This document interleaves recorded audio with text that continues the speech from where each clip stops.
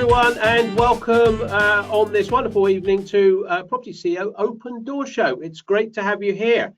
So those that don't know, my name's Richie Clapson. This is the Open Door Show, and I'm here with the other half, the other co-founder of Property CEO, Mr. Ian Child. Wow, what an introduction. It keeps getting better. Good evening, everyone. Hope you're well.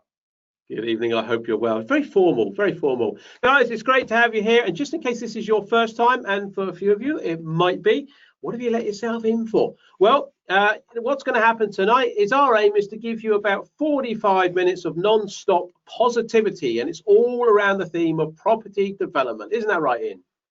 Certainly is. Richie and I run a company called Property CEO, and our day job is training people how to become successful property developers, and that's specifically small-scale property developers. Many people like the idea of developing property, often think quite rightly that it could be a bit risky and quite complicated. So our job is to give them the support and training that they need to be able to do it as safely and as successfully as possible. And we also believe that right now there's an amazing opportunity right ahead of us. It's going to create a lot of wealth for developers. So great opportunity for us to tell people about what that is, where it is, and to see if development might be a good fit for them. Yeah, that's right. Anyway, look, global pandemic, recession, we always mention this at the beginning of the show. We're not belittling what's going on. I know for a lot of people, you've got some tough times ahead. But within the four virtual walls of this show, it is non-stop positivity. That's what it's all about. But of course, you know, there is as well, it's really important, you know, when a recession, there is great opportunities, particularly for property developers. A huge amount of property developers made a lot of money in 2008. And so there are some great opportunities out there. Recessions always give those to people, but those opportunities are for those that go and seek them out rather than just sit, follow the crowds and wait to see what happens. As always, we'll be serving up advice, predictions, guests this evening. So we have a guest. Maybe that's why you're here, not just because myself and Ian are here because of the guest, Ian. I think that's what's going on. I think you're right. But above all, we're going to have a bit of fun doing it. And of course, as always, we say, you know, put your questions in the chat box, because if we don't have any questions, then, you know, we don't have much of a show. And our guest will come on, and it'll be myself, Ian, and our guest, who I'll announce in just a few minutes, and just chattering away for a little bit. Anyway, let's just see who's on this evening. We've got a good crowd on this evening. This is good. I have some names I don't know, which is good. So, and some that we do. So Roma's on, Raj is on, Teresa's on, Alex on, George is on, Colin, Debbie, Dan, Jackie, Vaz, Pardeep. Hello, Pardeep. Good evening to you. Ranjinder's on. Adair, Paul. Did I mention Paul? Can't remember. Will, Josh, Karen, Gary. Who else is on? Let's have a look. Debs is on. James is on. Hello, James. James gave us some suggestions. James, thank you for that. I think Ian's responded to your suggestions. James gave us a couple of suggestions for the show, and it wasn't that both of us disappeared, by the way. It was just Ian he didn't want on the show. But no, James, thank you for that. And anyone else, you've got any suggestions on the show, the sort of guests you'd like on, what you'd like us to talk about, or indeed any other suggestions, put them in. Just send them in, put them in the chat box this evening. James sent it into the support email address. Happy to take on any suggestions. If we think they're good, we'll claim them as our own. If we think they're rubbish and we try them out, then we'll suggest they're yours. And so, yeah, good to have you all on this evening. And Debs is saying, running a bit late, I was going to give tonight a miss. Going to give tonight a miss? What do you mean? To eat my omelette with yellow fish. Ooh. But I remembered it's oh, she's mentioned the guest. I can't mention yet. And didn't want to miss him. Blimey, there's someone who actually wants to see our guest, definitely. Evening, gent, says Andrew. Ranjit says, good evening, you lovely property CEOs. That's you lot, by the way. Ranjit Singh is from Property Investor News, so he likes to get a bit of a free plug in here. But it's a good magazine, and we've been in it once or twice. Good evening, gent, says Pardeep. So, yeah, good evening to you all wonderful people. Anyway, our guest. Should we bring our guest on in? You know, I think we should. I think we should. It is somebody we've actually had on a little while ago, and he's back by popular demand. And in fact, last time we tried to get him on, unfortunately, he was unable to attend. But this time, yeah, I know, excuses. But we've got him on, and are you going to give him a big kind of drum roll? I'll give him a build up a little bit, because I mean, he went off sick last time, so we had to cover the show, didn't we? But yeah, we have Dan Stiles on. Dan Stiles, good friend of ours here at Property CEO. We've done some work with Dan, so we know he's a good guy. He does what it says on the tin. Dan is the head of two companies, a company called Syndicate Project Man. That was easy to say, wasn't it? Let me start again. Dan Stiles, he's the head of two companies, Syndicate Project Management, and the other one is DDS UK Consulting. What do they do? Really, what's Dan about? Well, why don't we get Dan on to tell you? So first of all, Dan, are you there this evening? Are you ready to join us? I am indeed. Excellent. Dan, can you turn your camera on for us? I'll give it a go. Let's have a try.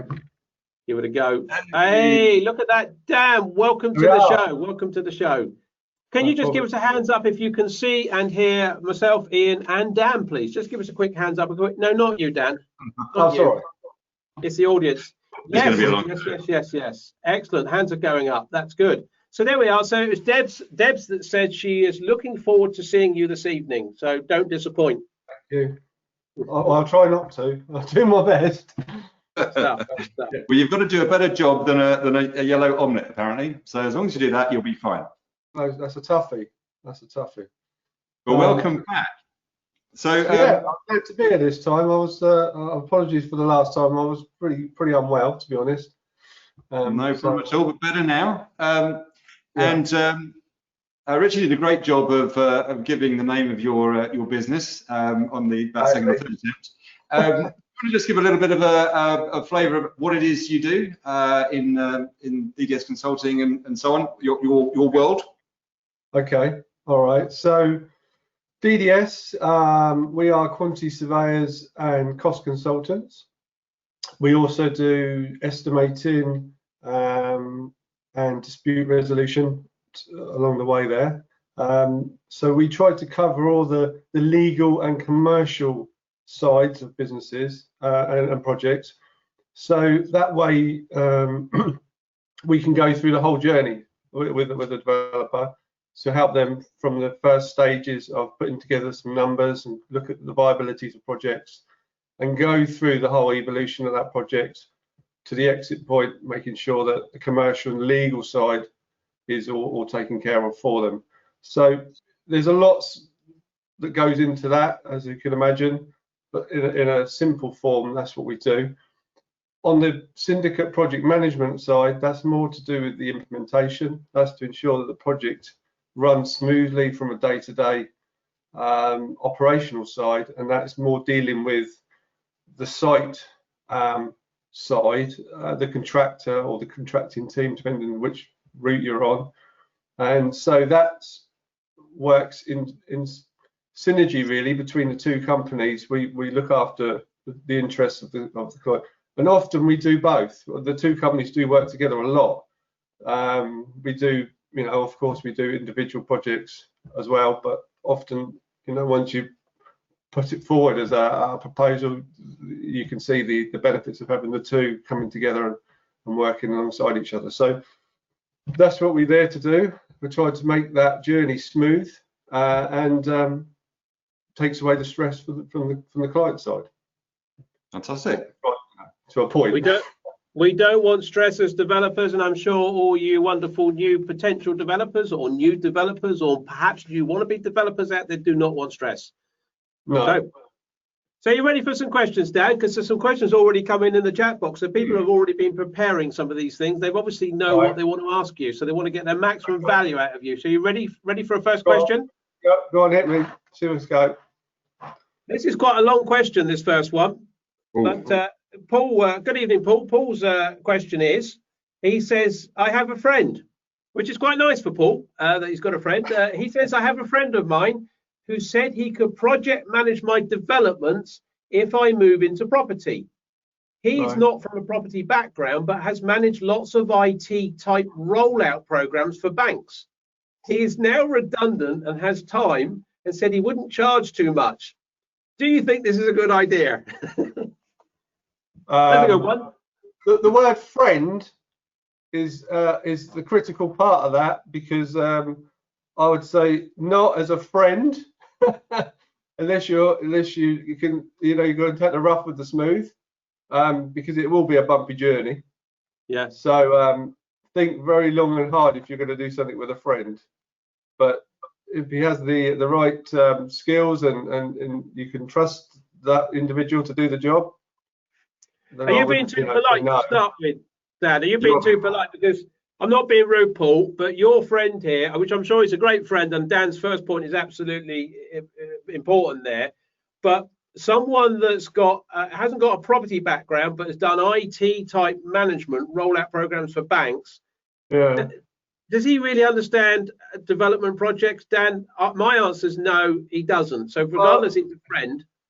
Yeah, I mean, on paper, yes, you would say perhaps no. It's understanding the processes, isn't it? It's knowing what you're doing and how to manage that. If you can, I wouldn't say they can't do it. People from all walks of life have a go and they make a very good job of it. But often you need that experience in the industry to understand what you're doing and what you're going. So I would do it with caution if I was going to go that route, for sure. Paul, I think Dan's a very polite man. Paul, I'd say 1,000,000% no. I'm sorry, Paul. Just do not forget whether he's your friend. You don't try and save money on that. Spend a bit of money on a decent project manager. I mean, if not someone like Dan Stiles, and get someone who knows this industry. An IT guy does not know the industry. I'm sorry, and Dan said they could give it a go, but no, you don't want to give it a go. I didn't say give it a go. I said, do it. If you, I mean, the people do these things. I would certainly steer towards getting somebody that's trained and experienced in the industry to project manage your job, certainly. But people do it. Excellent. And Dan, good that you've brought your agent along tonight. I like that. I've got a question in from Jan, who says, should you have a project manager that is close to where the project is, or doesn't it matter? What do you think about that? Geography. Tricky. I would say if they are within a commutable distance to it, if you're doing top to tail of the country, then it's going to be more difficult. But if you set up the project well in the first instance, there's nothing to say you can't do it. But I would say yes, try and find somebody that you can meet up with regularly and that they can give the projects the right time and service. If they're hundreds of miles away, likelihood is no, they can't. So yeah, I would say find somebody more local. If more local. It doesn't matter that they don't know the other people involved in the project. It's really just a question of being able to get to site. Yeah, I mean, you build those relationships. Every project, you build a new team often, and you go through that journey, and you exit that, and you create a new team. It's lovely if you can carry on doing multiple jobs with the same team, but the nature of the beast is that we all have specialists, we all have other commitments, and its likelihood is that team would have come together and be disbanded to go on to do other things. So yeah, if you are able to create a team and work with that, then yeah, the benefits of that is find them locally. You might be able to keep that rolling along nicely. If you're doing it all over the country, then likelihood is you won't. So gotcha. I would say stay local if you can. Fantastic, Jan. Hope that answers your question. Okay, what else we got? Peter's question this evening.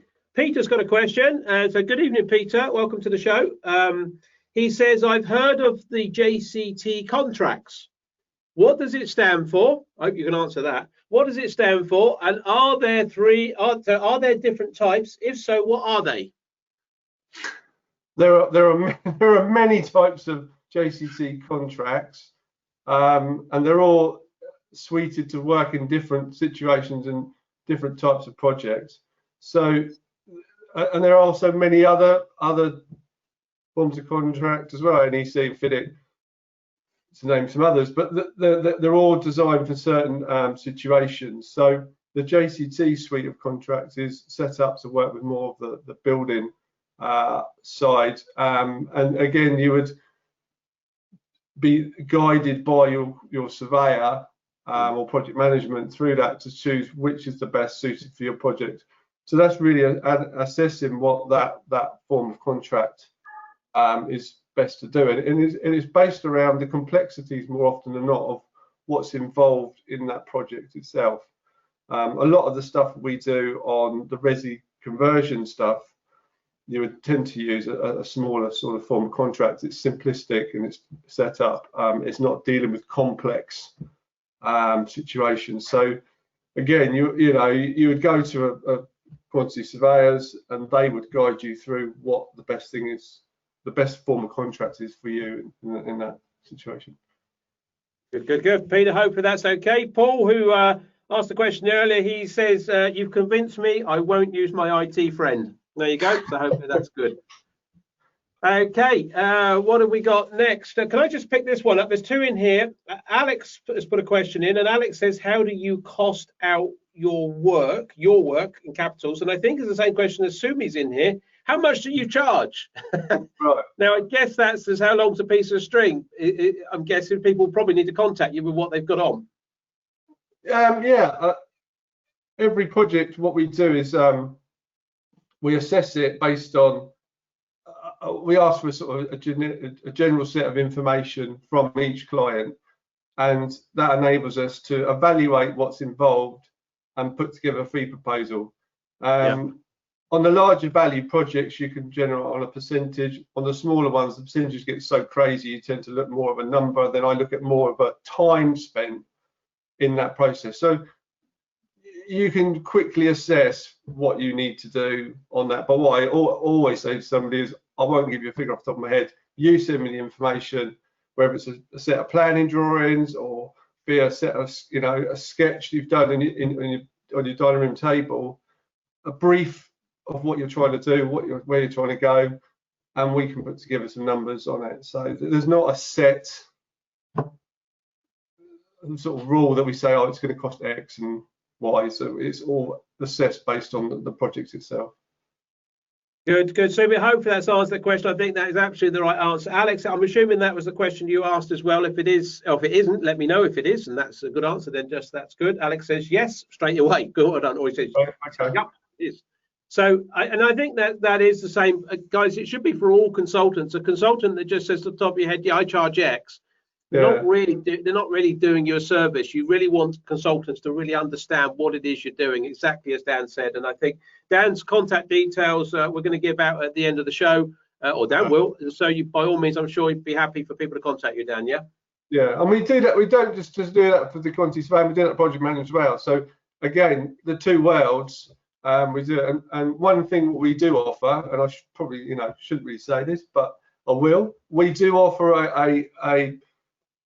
a discount. The word discount.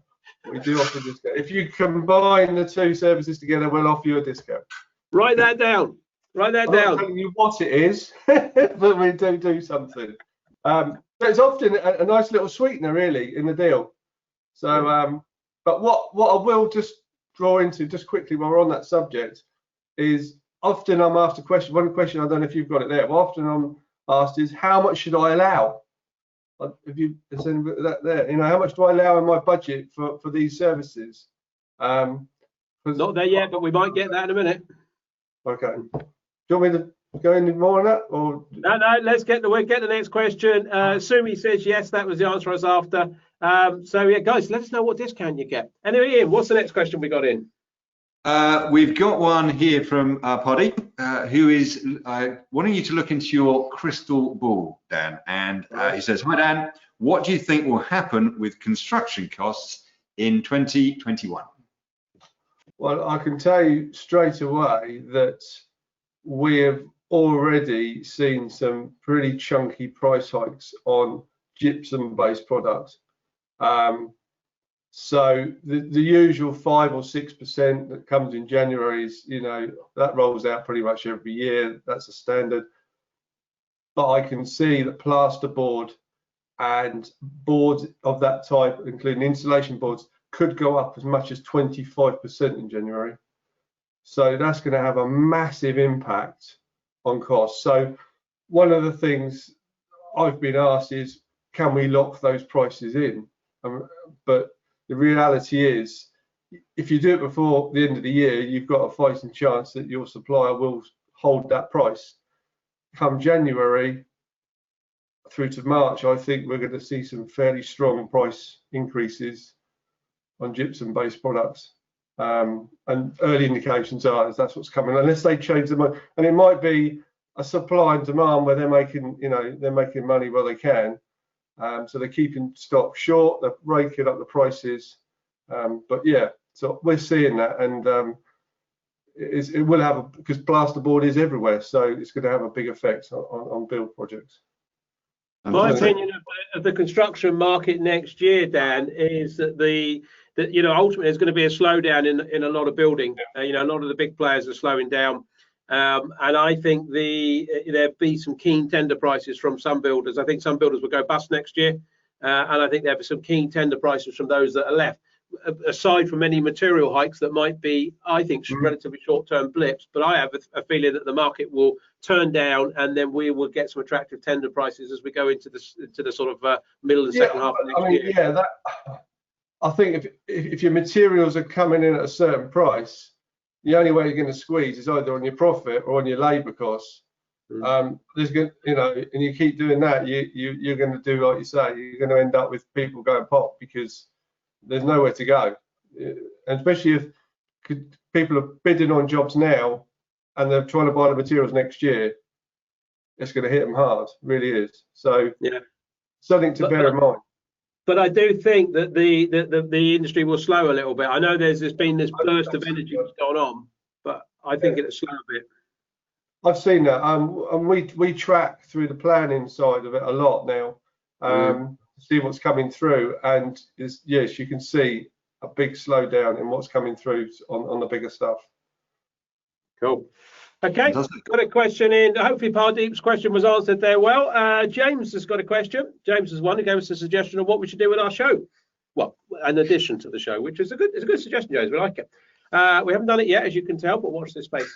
James's question to you, Dan, is what is the most frequent roadblock you face in your role? Well, frequent roadblock. I would say a classic one is a resistance to continue the service of an architect. So often what would happen is they're engaged at the early stages, they do the design, they've made the concept, and then they're tossed to one side.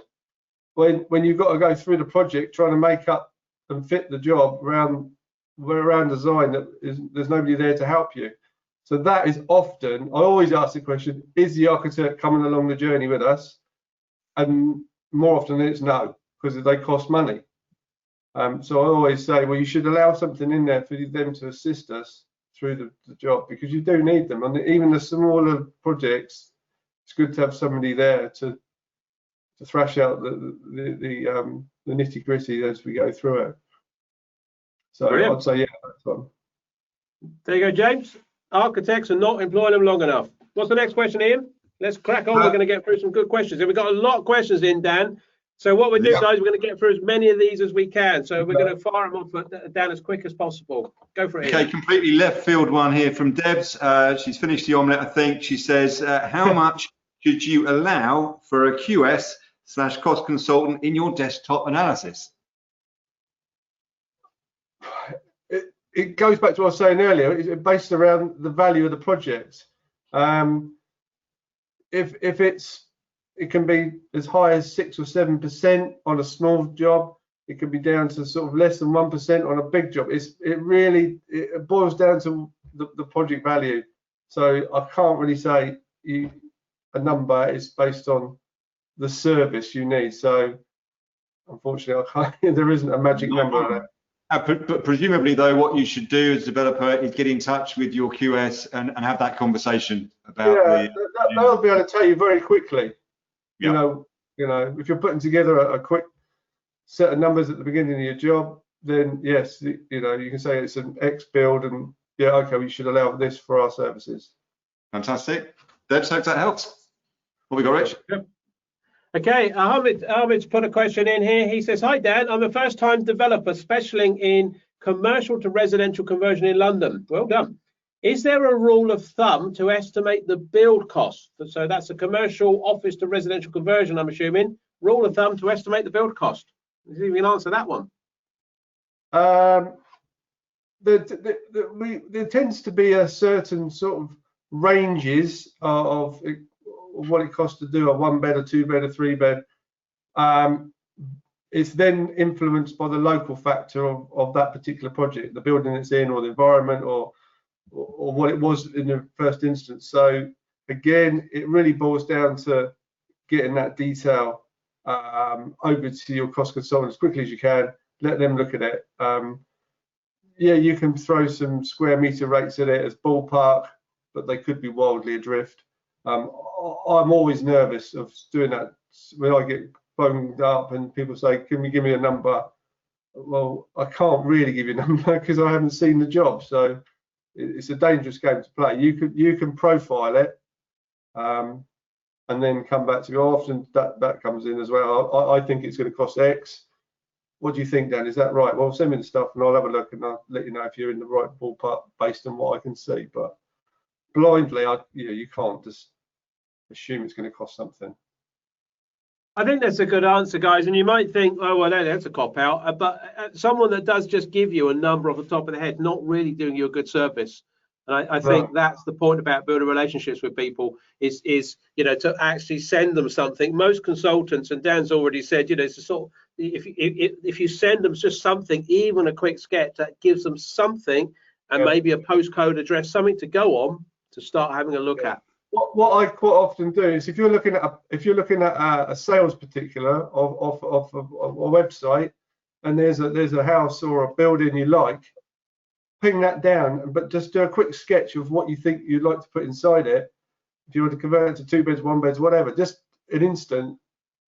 It takes 5 minutes to do, but it can save you a huge amount of money down the road because it gives you a quick snapshot of where you're going with it.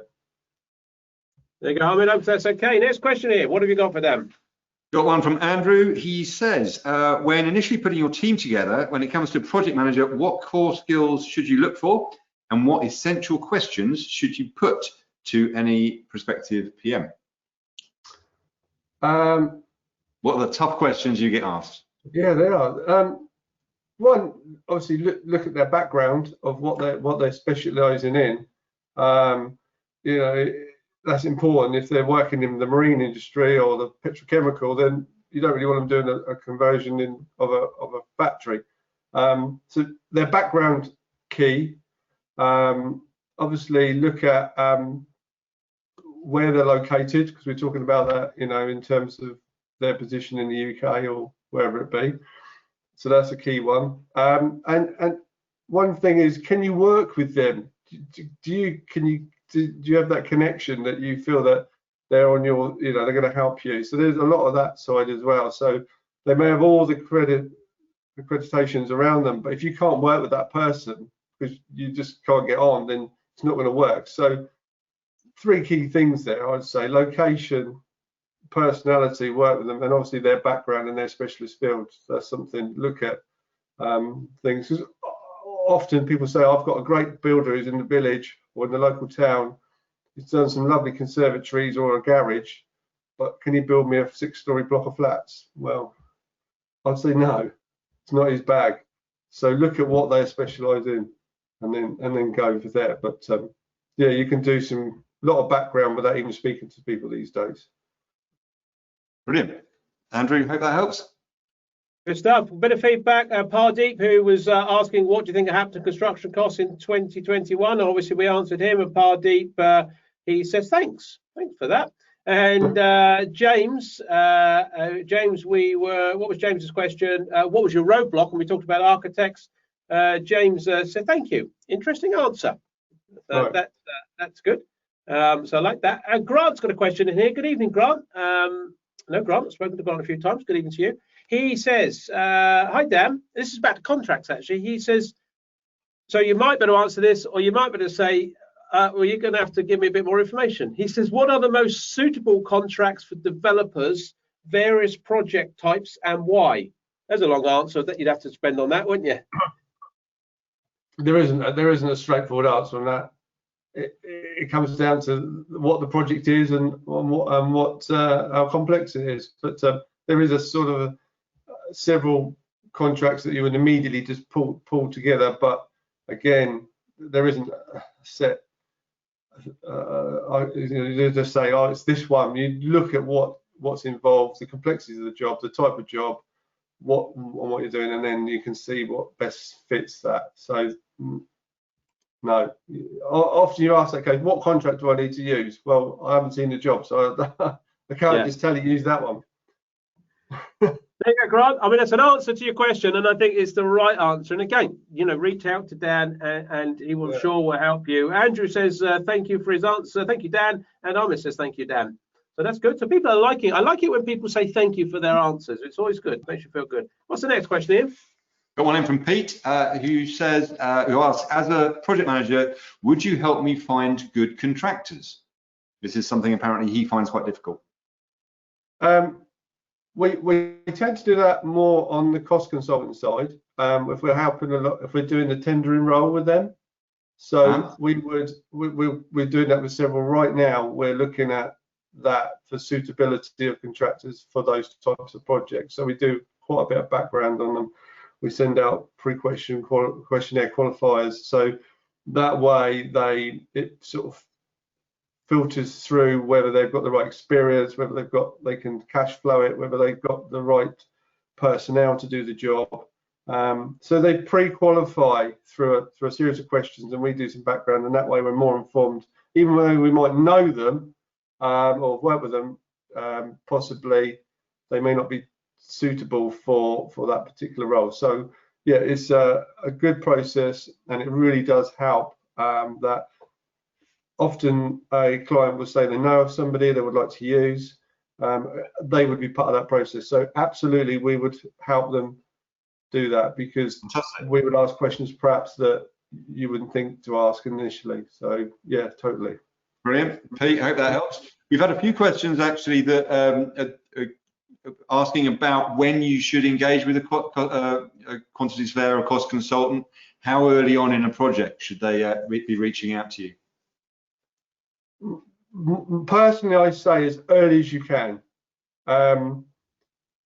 If you can be involved from day one, when you're first looking at it as a viability, looking at it as a potential property to purchase, they can bring such an added dynamic to it, because they can look at it as an implementation side and value engineer it or cost engineer it to suit budgets and come up with solutions to things that you can see there. And they're also looking at from a professional eyes on it, so that they can give you the guidance on what things you may choose to do with it. You might be able to put an extension on it, produce added value. You could look at different things. So if you get them involved from day one, then you're going to maximize profit, I would say. We'll have the opportunity to do that anyway. Fantastic. Good. Okay, this is on a similar theme. So there's a couple here actually. Teresa's question here is, when I have a small development, do I engage with you first as a project manager and then separately as a quantity surveyor? Okay, so as the project would roll out, your project manager really comes into play when the job's out live. Obviously, they have a bit part to play early stages anyway, but your quantity surveyor, I would say, is the one that's going to help you with putting the budgets together and make sure that you can deliver it. So QS comes in first, and the PM bolts in nice behind very soon on that. So there's probably about a 3-month window there on the smaller jobs of front end. Then what tends to happen then is the job builds out, the PM falls away at the end, and the QS there at the end just to help set it up.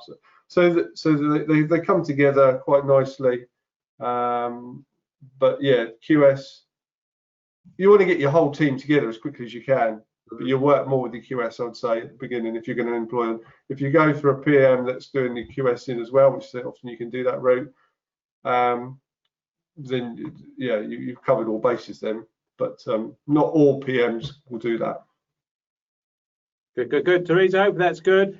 Raj asked a question earlier, and I think, Raj, we probably sort of answered that. What if you think we haven't, then pop it back in? But I think he's talking about how you could vet your project managers and how to recruit them. I think we've had a bit of discussion around that. So hopefully you've got a bit of feedback, but let us know again if we haven't.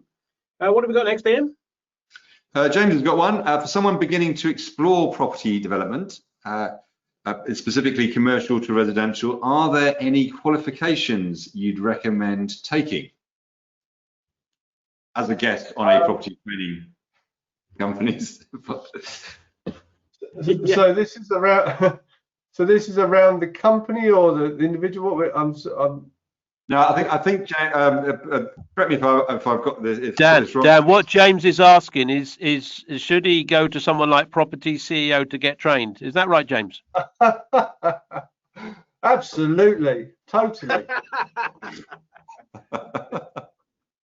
Yeah.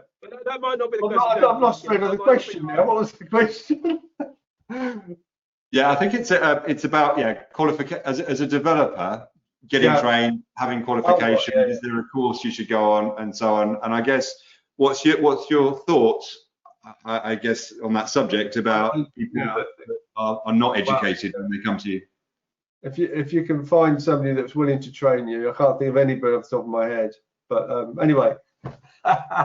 No, I think it's great if you can get some good insight into there, and you're well informed before you go into doing it. Then you're going to be a better position when you come through the journey and come out the other side. So if you've gone on a course like with yourselves, certainly some of our clients have gone through your courses. Yeah, you know they've been educated because they asked certain questions that you wouldn't know otherwise. So totally get yourself on a course that is going to steer you in the right direction. Fantastic. We better send him a tenner later. I was going to say that's successfully booked your third slot on the program there. What I quite like about our audience, Ian and Dan, is quite funny because James put the question in, and it's great. It's a good question. It's really good. Of course, we had a bit of fun with that. And Teresa, literally, as we asked the question, she not only said thank you for her question that we asked earlier, which was all about who do I point first, the project manager or QS. So she immediately typed in the box, propertyCEO training, ! So they're answering the questions for us. Okay. Let's have another question up here. I saw a really good question. Guys, we're never going to get through all these questions, so apologies if we haven't done yours. But there was a good one here I saw. I've lost it. Where has it gone? Is it an age thing? It's an age thing. Hold on. Everyone just wait. Just wait there. Okay. I'm going to find this question. Dan, it comes to us all, doesn't it? Here we go. No, I like that. So, you two. Sorry, I'm trying to ask Dan a question. Come on, then. Come on, out with it. So this is from Grant. So Grant, I was looking for your question, my friend, and it says, what are the largest risks that you've been exposed to on projects and how have they been mitigated? I like that one. I like that question. Largest risks is incomplete design, for sure. That can open up a huge hole and you'll be pouring cash in it all day long. A lack of another one that often is overlooked is your statutory authorities. Making sure you've got quotes from your services, your electric, your water, your gas. Make sure you've got them up and you've got their numbers in your cost. We often get caught by this because we think it's going to cost a sum of money, and you go and get a quote off the local electrical provider and they come back with a huge cost because they haven't got any capacity in the area and you're picking up the tab. So yeah, there's one to think about when you're planning. It's something that's often overlooked. Great question and a great answer there. I like that. And James says, shameless plugging, thank you. But James told you it's always a bit of fun, isn't it? Next question here. Let's see if we can get a couple more in, shall we? Okay, I want to hear from Helen. She says, I always hear about projects overrunning on cost and overrunning on time. What is the best way to control this? What do you reckon to that? Engage with your consultants early and make sure that they've got as much information in the first stages and you've planned it and cash flowed it, but as best you can, get the right contractor on board, build that relationship, and try to then look over the horizon as you're going through the job. And if you can see that you've got creep in terms of program or in money, if you've engaged with the right consultants, they will be able to assist you to try and either recover the time or look at ways to save money without expending money that you don't have in the job or you're into your contingency. So it's working in that dynamic. If you can do it, then you'll avoid it. If you don't, and you do a reactive process and you let the job go right to the end, the chances are that's where you're going to start to see overrun, and if it's overrun comes with cost. So yeah. And I think you mentioned kind of utilities effectively. That's one area I know where it can really catch you out if you don't start early, because those guys are a lot of themselves. Yeah. And the other thing that I know PMs often mention is an issue, or can be an issue, is, and Perry's thought this should ever happen, but developers changing their mind. Never heard of it. Yeah, that. You know, if you can lock it down, lock your design down, lock your finishes down day one or as early as you can in the project, you can fix your costs and don't deviate. If you're not, and you go on through the journey and you're constantly changing your mind, your contractor is going to lose his way, and you end up paying some huge bills because one, you haven't got a design that's right, or two, you haven't got things, you end up into contractual issues because the project's not been thought out properly. So yeah, lock your design in as quickly as you can. Leads back to the architect or interior designer again, doesn't it? Helen, hope that helps. Got time for one more, Rich? Well, last one. The lucky person to ask the last question is Alex. Alex, we've chosen your question this evening, completely at random. And Alex's question to you, Dan, so the last one this evening is, on the project management side, would you get involved in finding, replacing suppliers, contractors, etc.? So basically, would you help them find contractors and suppliers? Yes, we would do. If that's a service they would like us to do, yes, of course. There we go.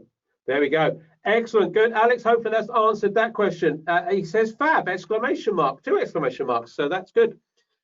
Dan, thanks for coming on. Apologies for all of you that we haven't managed to answer all of your questions. There's a load flooding in. We could be here another hour or so, but Dan's got children to go and attend to. He can't leave his wife to that all evening. Dan, have you got some contact details you'd like to give out for people to contact you, should they so be interested? Yeah.